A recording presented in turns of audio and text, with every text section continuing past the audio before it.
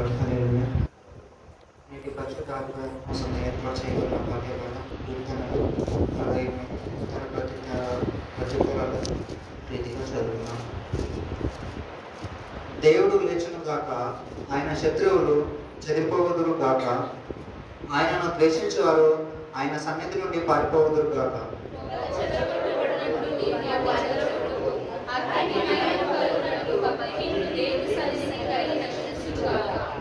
నీతిమంతులు సంతోషించుదురు గాక, వారు దేవుని సన్నిధిని ఉల్లసించుదురు గాక, వారు మహాదానందము పొందుదురు గాక.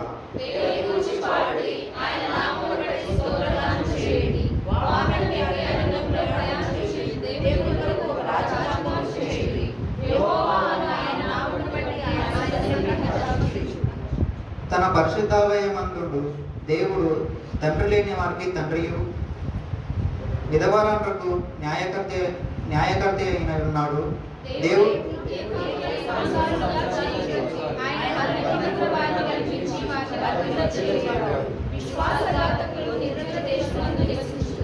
దేవా, నీవు నీ ప్రజల ముందర బయలుదేరినప్పుడు, అరణ్యంలో నీవు ప్రయాణం చేసినప్పుడు,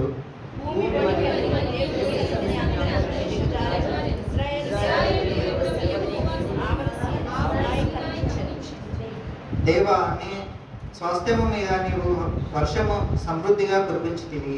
అది అలసి ఉండగా నీవు దానిని భరించితివి.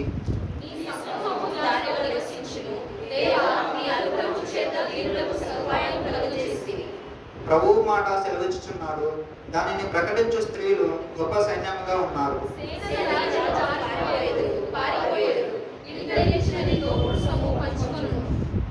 గొర్రెల దొడ్ల మధ్యను మీరు పండుకొనగా, గువ్వల రెక్కల వెండితో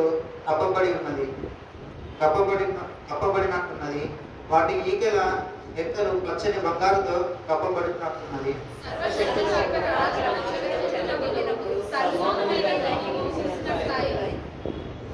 భాషాను పర్వతము దేవపర్వతము, భాషాను పర్వతము శిఖరములు గల పర్వతము.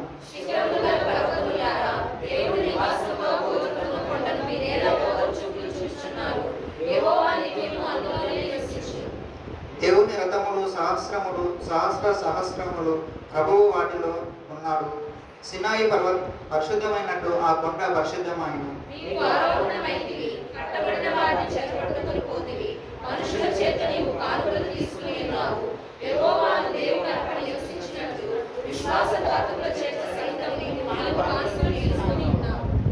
ప్రభువు స్తుతినందును గాక, అనుదినము ఆయన మా భారము భరించుచున్నాడు.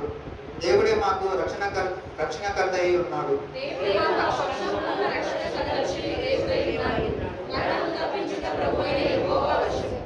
దేవుడు నిశ్చయముగా తన శత్రువుల తలలు పగలగొట్టును. మానక దోషములు చేయువారి వెంట్రుకలు గల నడినెత్తిని ఆయన పగలగొట్టును.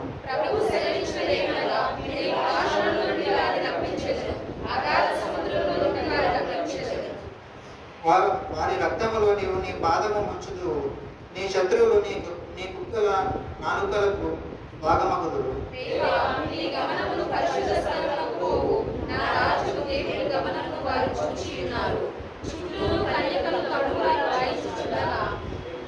కీర్తనలు పాడువారు ముందర నడిచిరి, తంది వాద్యములు వాయించువారు వెనక్కి వచ్చెదరు.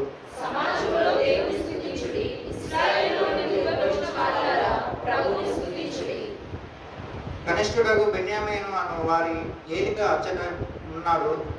యూదా అధిపతుల పరివారం అచ్చట ఉన్నది. జెబేలును అధిపతులను, నఫ్తాలి అధిపతులను ఉన్నారు.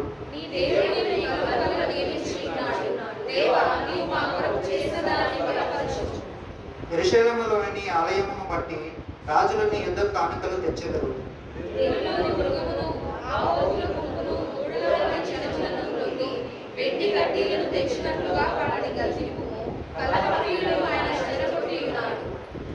ఐగుప్తులో నుండి ప్రధానులు వచ్చెదరు. ఋషియులు దేవుని తట్టు తమ చేతులు చాచుకొని కరువెత్తి వచ్చెదరు.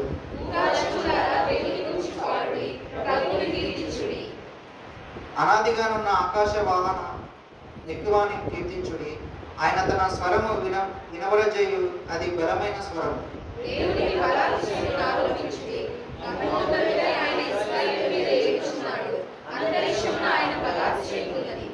అందరం చదువుతున్నాం. తన పరిశుద్ధ స్థలంలో దేవుడు ప్రీతరుడు, ఇశ్రాయేలు దేవుడే తన ప్రజలకు బలాపరము. దేవుడు చదువుకున్న వాటిని తెలుసు.